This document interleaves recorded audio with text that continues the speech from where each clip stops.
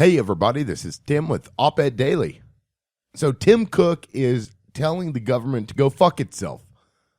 The government wants Apple to create a backdoor into its iOS so that it can break into Syed Farook's iPhone. If you aren't familiar with that name, Syed Farook is the person alleged to have committed the crimes in San Bernardino during the shooting at that medical center. But here's the thing, and this is something a lot of people don't want to think about. He was never convicted of a crime. That man and his wife are not guilty of anything. They were murdered by police before anybody was able to ask them any questions. They have been declared guilty by the government, and they have been declared guilty by the people without due process of law, without a court trial. They have been considered guilty. So the FBI has gotten a federal judge to mandate that Apple create a backdoor to help the FBI hack into this iPhone. Now, the Electronic Frontier Foundation did an analysis of the order. And here's the quote from that analysis. For the first time, the government is requesting Apple write brand new code that eliminates key features of iPhone security. Security features that protect us all. Essentially, the government is asking Apple to create a master key so that it can open a single phone. And once that master key is created, we are certain that our government will ask for it again and again for other phones and turn this power against any software or device that has the audacity to offer strong security. I couldn't agree with that more. Once this backdoor is created, it's going to always be there. And Tim Cook says no. So let's get into what Tim Cook said. He sent out a message to his customers, rejecting the argument of the judge to mandate that they create a program to open this iOS up. He said that the government's move is an unprecedented step, which amounts to the company, to the government asking the company to hack their own users. So he wrote, quote, "Up to this point, we have done everything that is both within our power and within the law to help them. But now the U.S. government has asked us for something we simply do not have and something we consider too dangerous to create. They have asked us to build a backdoor to the iPhone." He goes on to say, "The FBI may use different words to describe this tool, but make no mistake. Building a version of iOS that bypasses security in this way would undeniably create a backdoor. And while the government may argue that its use would be limited to this case, the case of Syed Farook, there is no way to guarantee such control." I couldn't agree with Tim Cook more. He's the CEO of Apple, and I absolutely hope he fights this thing all the way to the end. And unfortunately, it's probably going to end up with that company being forced to create a backdoor into every single iOS, every single iPhone, every single Apple product. Because one of the major selling points of Apple products, and one of the reasons why they're so damned expensive, is because of their encryption methods. They're so good at their encryption methods. The FBI can't even crack this phone. That's how good this is. So now the FBI is coming to him begging, "Oh, come on, please just create a backdoor. We just want to get in there and we just want to see what's on this iPhone." Now, keep in mind, Syed Farook was never proven guilty of a crime. Okay? He was never proven guilty. Matter of fact, the man was never even charged with a crime.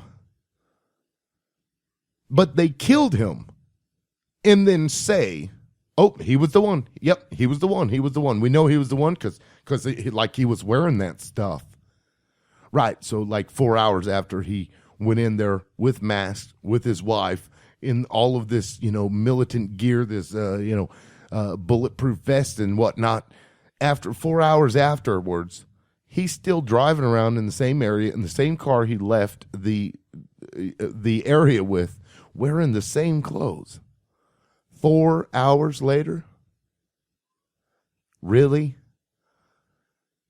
He is not a guilty person until he is proven guilty in the court of law. But everybody forgets that. Every single person that argues for opening this man's iPhone forgets that he didn't do anything technically wrong. He is still an innocent man. He was killed by police. They assume that there's something on the cell phone that they want. They don't know what is on that cell phone. This is a fishing expedition. They don't know what's in there. They have no clue.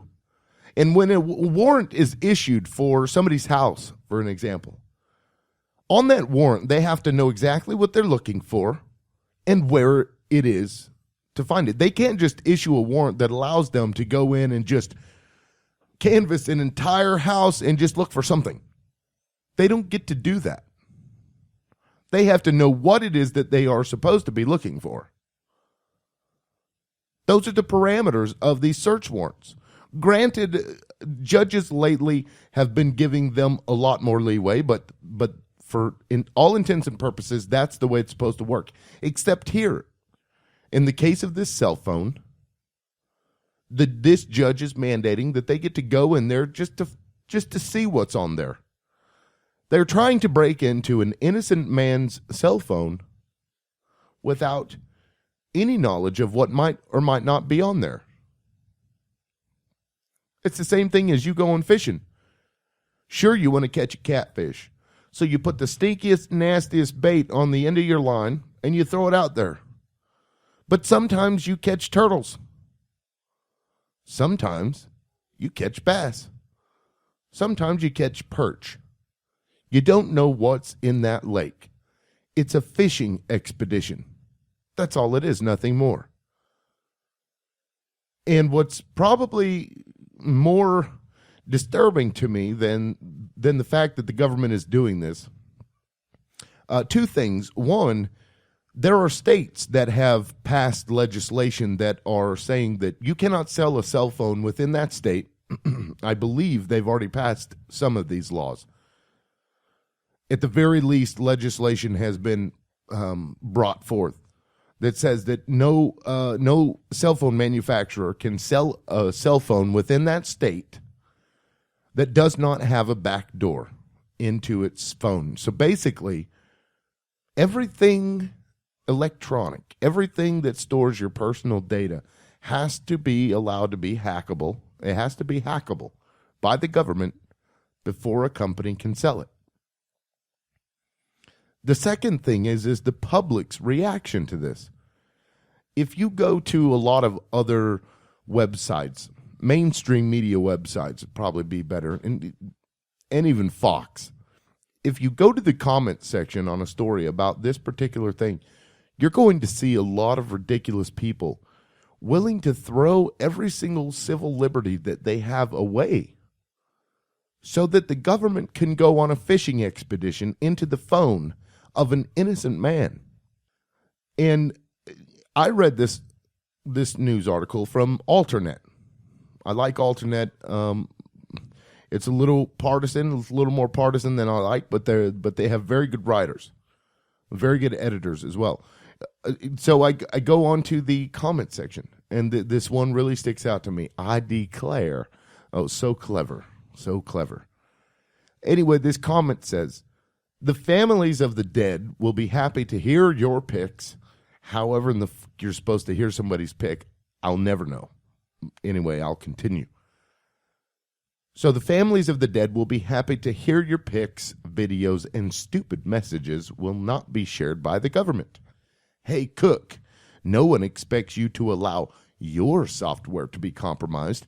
We do expect you to use your software to gather the information they are looking for and export it for review. so no one else has to die for your cause. And really, comma, ... do you think that encryption will last all that long? People that say these things are ridiculous. How people can come to these conclusions is far beyond anything that logic would dictate is logical. I mean, this person literally just said, Mr. Cook, you are killing people. This person, this I declare person, is saying that Tim Cook is responsible for killing people because he has some agenda. Oh, I can't believe you care so much about people's privacy that you would just allow other people to die. I mean, what in the... Nobody even knows what's on the cell phone, I declare. Those people are dead. They were never convicted. They're innocent until proven guilty. That's supposed to be the way this justice system works. But if you go to these websites and you look in the comment section, that's not how it works. And when it happens to these people where they're considered guilty before they're ever proven guilty, they will complain about it. Yet they'll still go to a comment section and assume everybody's guilty. Oh, they got the guys. Those are the guys. Those are the ones that did it. Those are the ones that did it. Couldn't have been anybody else. Had to be them. They were driving around with guns. And I declare's lack of, I don't know, intelligence it's appalling. Hearing pictures, I mean, in I don't know. It makes me sad for my fellow countrymen. And I think that's the cheesiest line, fellow countrymen, but it's true. I'm saddened by the fact that we've got so many people running around with these knee-jerk responses to everything. They don't think before they start talking. They just start rattling off bullshit. They don't think critically anymore. People do not think critically anymore. They think with emotion. They think with emotion and they want just these instant responses. I'm sorry, but you cannot have freedom and also have the government be able to go in and spy on you. You can't have them both. So I declare you to be an idiot.